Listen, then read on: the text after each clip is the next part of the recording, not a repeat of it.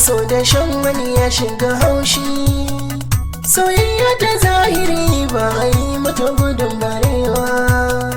So yana da daɗi maso da shan wani ya shiga haushi. Soyayya ta zahiri ba a yi mata gudun barewa.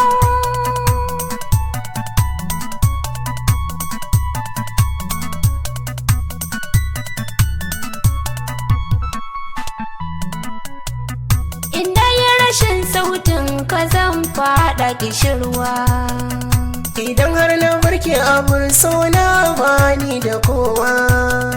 Da na ganka sai na wadata da ƙoshi bani yunwa. Duba kin ga tsuntsun kauna ya zana barewa. Girgije samaniya lubulutai tana zubar ruwa. Ga itatuwa korare ɗorowa da tsanwa.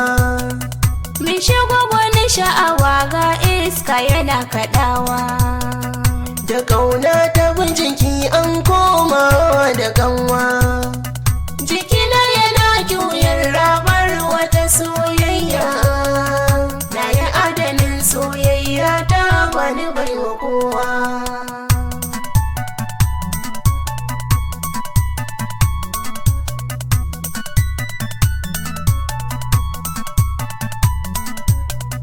Barewa ba ta yi gudu ɗanta ya rarrafa ba.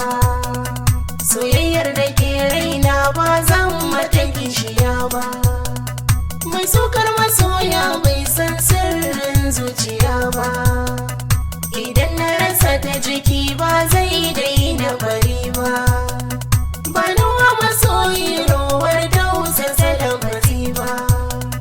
Kauna ke gushe haushi so bai canja wuri ba.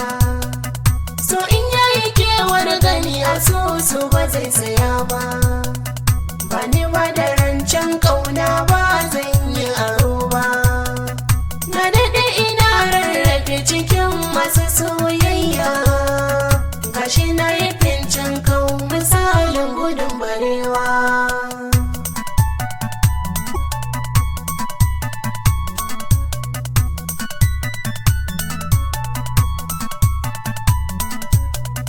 In na ganke kauna na wasan kaɗa hankalina.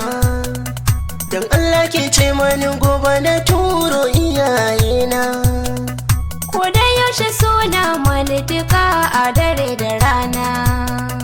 Na daɗe ina shawara ta ya zai nuna ƙauna. Haɗuwar jini soyayya ce mai dinsa shakunci. Randadin ido bai ganki ba na iya barci. In kai mun maraicin kallo ban iya cin abinci. In ka kulle soyayya ta zan fada maraici. Hamdala muke yi min yautar TV a hanya. Mun rike rukun soyayyar mu ta kanwa da dan uwa.